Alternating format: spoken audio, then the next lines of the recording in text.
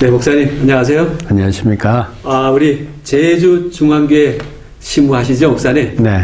이번에 12대 골든벨 주인공 우리 최영림 집사님이 탄생하셔서 정말 감사합니다. 네. 우리 목사님 얼마나 애쓰셨습니까? 사실 저는 애썼다기보다는 그저 기도하면서 그들이 열심히 하는 모습을 보면서 하나님을 믿고 사는 사람들이 이 교회에 있고 또 우리 성도들과 함께하고 있다는 것이 너무 행복했습니다. 비록 많은 것을 도움은 못 드렸지만 늘 멀찍이서 바라보면서 그들의 필요가 무엇일까 늘 고민했고, 어떻게 하면 좀 더 이 골든벨을 통하여서 보람과 또 기쁨과 또 가치를 느낄 수 있을까에 대해서만 아마 고민하고 염려하고 기도해주고 후원해 주었던 것 같습니다. 네, 감사합니다.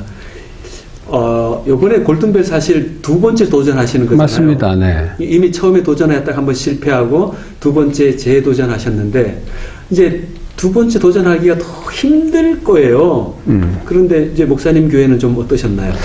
처음에 그 골든벨 처음 저희가 신청했을 때는 자신감이 있었습니다. 왜냐하면 제가 목회하는 중에 성도들을 여러분들을 모셔봤지만 이 제주중앙교회에 있는 우리 젊은 성도님들 뿐만 아니라 나이 드신 성도님들이 말씀에 대한 열정이 남다르다는 사실을 알게 되었습니다. 네.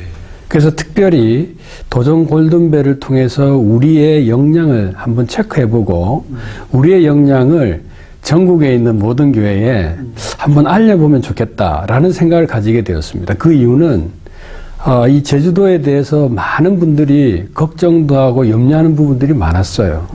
그래서 지금도 그 옛날의 여러 일들을 통해서 말씀으로부터 좀 멀어져 있지는 않을까, 또 성도들의 삶이 피폐해져 있지 않을까, 이런 생각을 많이 하고 계신 것을 씻어주고 싶었고, 또 그것이 우리에게 좋은 계기가 돼서 더 말씀을 사모하는 하늘을 소망하는 백성으로 살아가고 있다는 것을 보여주고 싶었어요. 그래서 첫 번째는 자신 있게 시작을 했는데, 우리 박덕진 이 통신학교장이 만만치 않다는 사실을 알았습니다. 왜냐하면 그냥 단순히 나와 있는 문제의 유형이 아니라 깊이 그 내용을 이해하지 못하면, 그리고 그 배경적인 상황을 알지 못하면 절대로 골든벨을 울릴 수 없게끔 만들어놨다는 사실을 알게 되었어요. 그래서 우리 특별히 최영림 집사님 같은 경우에는 너무 애를 썼기 때문에 처음에 실패를 하고 난 다음에 안 한다고 그랬습니다. 근데 오히려 저는 오기가 생겼습니다. 내가 한번 도전해 볼 테니까 우리 성도님들이 다시 한번 도전하자. 안 되더라도 우리가 이렇게 하는 목적은 우리가 골든벨을 울려서 우리가 영광 받는 것이 아니라 우리의 연약함을 다시 한번 되돌아보고 하나님께 이 제주도가 영광을 한번 돌리는 일이 있었으면 좋겠다라는 마음으로 분위기를 일으켰는데, 여러 몇몇 젊은이들과 몇몇 분들이 해보자 이렇게 시작됐어요. 네. 그러다가 제가 기도하는 중에 최영림 집사님도 내 귀에 하겠다는 소리가 들리기를 바라고 기도했는데 어느 날 최영림 집사님이 하시겠다는 거예요. 네. 얼마나 기쁘든지. 세상에. 그래서 제가 하나님께서 마음에 감동을 주시고 또 성령의 거룩한 임재를 통해서 도전할 수 있는 기회가 생겼구나. 네. 그런데 문제가 생긴 것입니다. 알다시피 우리 서순환 집사님 같은 경우에는 이제 아기를 가지고 있고, 또 우리 부목사 윤재나 사모 같은 경우에는 인사 발령을 앞두고 있었습니다. 그래서 원래는 3월 달이 예정이었는데 빨리 하지 않으면 안 되겠다는 생각이 들었는데, 거기다가 또 비보가 들려오기를 박덕진 통신학교장이 그만둔다는 소식까지 들렸습니다.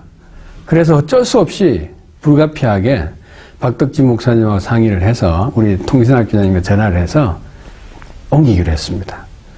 그것이 비록 좀 불안한 요소이긴 했지만 너무 기간이 짧고 또 준비하는데 착오가 있기 때문에 스케줄상 문제가 있을 줄 알았는데 오히려 더 긴장의 끈을 잡아 당기는 기회가 됐고 더 열심히 할 수 있는 기회가 돼서 하나님의 섭리가 아니었나 그렇게 생각합니다. 그래서 두 번째 도전이 사실은 힘들었지만 거룩한 성령님의 도우심으로 또 서로의 마음이 합해져서 더 쉽게 더 잘할 수 있게 되었다 그렇게 제가 말씀드릴 수 있겠습니다. 네, 목사님 좀 솔직하게 좀 말씀 좀 해주시기 바랍니다. 네. 이게 이제 성도들이 공부를 이렇게 말씀을 공부할 때에 그런 어떤 영적 분위기 하지 않은 목사님들은 이걸 잘 몰라요. 그런데 이 공부하는 과정에 성도님들의 영적 분위기를 아마 알고 싶어하는 분들이 있을 거예요. 그래서 그걸 좀 체험하신 목사님으로서 좀 설명 좀 해주시죠. 최근에 그 우리 젊은 집사님들 또 우리 나이 드신 집사님들이 제가 또 조금 전에 말씀드린 것처럼 말씀에 대한 갈급함이 아주 간절합니다. 네. 그래서 제가 유심히 지켜보았는데 특별히 이번에 참가한 7명은 네. 따로 매주 소그룹으로 모였습니다. 네. 그래서 각자가 공부하면서 새롭게 발견한 문제들을 내주고 네. 또 각자가 새롭게 깨달은 정보들을 나누고 네. 또 익히고 하는데 그것이 그냥 한두 시간이 아니에요. 네. 지난 여기 오기 전에는요, 하루 종일 그 일을 하는 것을 보았습니다. 그러면서 제가 한 가지 분명하게 느낀 것은 그 한두 사람의 모임이, 여러 사람들의 모임이 그들의 말씀 연구 태도가 교인들에게 전달되더라는 것입니다. 그래서 그 영향력이 커지니까 네. 교인들도 말씀에 대한 절대적인 순종과 그 건의 아래 모이게 됐더라는 거예요. 네. 그래서 이런 말씀을 섣불리 하기는 좀 조심스럽긴 한데 전에는 자기의 생각과 고집을 마음껏 표현했던 사람들이 점점 줄어들고 네. 오히려 교회에서 하는 일에 대해서 점점 더 적극적으로 참여하면서 네. 겸손해지는 모습들을 보게 됐어요. 네. 그러니까 골든벨 자체를 울리는 게 목적이 아니라 네. 골든벨을 함으로써 교회의 분위기가 네. 영적으로 변하는 것을 네. 확인할 수 있는 것입니다. 그렇죠. 한마디로 이야기하면 목회하기가 너무 좋아지는 것입니다. 그러니까 말씀 중심으로 가는 것은 네. 이미 우리 교단이 초기 재림운동 때부터 보여주었던 정체성의 모습이었던 것처럼 네. 우리도 계속해서 이 운동을 해야 된다고 생각합니다. 네. 이것이 끝이 아니라 네. 우리가 이제 또 신서기포에서 또 할 예정이지 않습니까? 네. 그럼 또 준비하는 것입니다. 네. 그래서 주님 오시는 그날까지 계속 연구하고 배우고 익히고 또 나가서 가르치고 우리 최영림 집사님뿐만 아니라 또 서순환 집사님 또 우리 신재 집사님 또 우리 윤재나 사모님 네. 또 안은진 사모 네. 김미섭 우리 집사 이런 분들이 이제는 배우기만 하는 사람이 아니라 나가서 가르치는 사람이 되었어요. 네. 네. 그래서 실제로 박길주 성도 같은 경우는 우리 신재 집사님 직접 가르치셔가지고 네. 침례까지도 받게 됐다는 것입니다. 그러셨군요. 그러니까 목사님이 네. 해야 할 일들이 네. 얼마나 수월하게 되고 목사님이 더 많은 것에다가 신경을 쓰고 기도하는 일에 힘쓸 수 있는 계기가 된 거죠. 그러니까 얼마나 천군만마를 얻은 듯한 느낌이 드는 거예요. 그러니까 반드시 골든벨을 통하여 말씀 연구를 해야 하는 것입니다. 그러셨군요.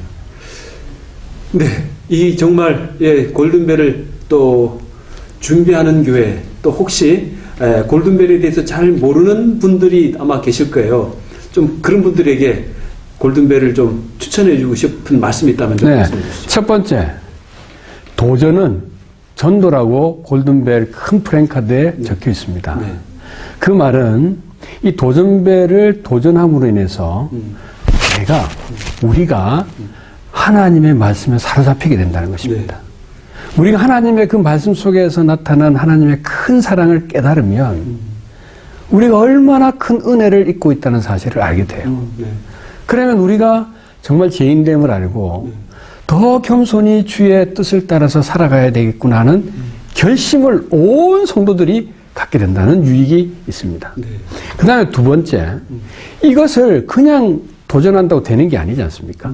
그러니 모여서 연구를 해야 되고, 그러니 시간을 내야 되고, 그러니 서로와 서로가 유대가 영적으로 강화되고, 그러니 이 전체의 분위기 자체가 네. 말씀 중심으로 재림을 소망하며 준비하는 사는 신앙이 생활이 되는 하나님의 인치심을 받는 그 초기 문집의 이야기하고 똑같이 된다는 사실을 알게 되는 것은 네.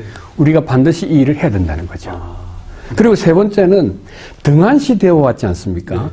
일반 구두자들에게나 오른의 신앙을 주고 가르치고 그렇게 했었는데 이것이 우리 교인들에게 센세이션을 일으키게 된 계기가 무엇인가 하면 전에는 겉으로만 알았던 말씀을 아주 깊이 있게 말씀을 깨닫게 됐다는 거예요. 네.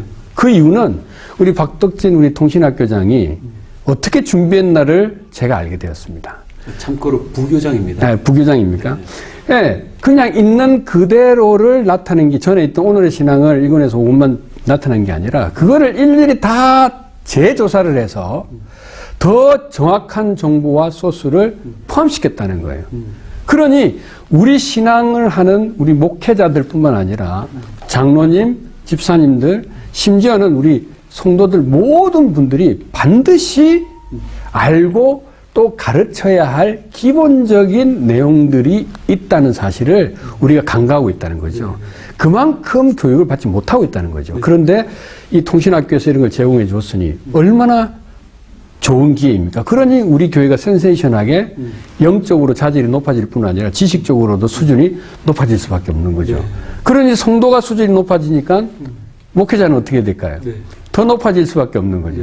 그러니 단상에서 말하는 설교의 내용도 수준이 높아질 수 있고 듣는 회중들의 수준도 높아지니까 우리가 하나님의 나라에 합당한 사람으로 변화되는 과정이 더 쉬워지고 더 충실해질 수 있고 더 성실하게 그 일들을 매진해 갈 수 있는 중요한 이유 중에 하나라고 생각합니다. 그래서 이 세 가지가 골든벨을 반드시 해야 한다고 확신합니다.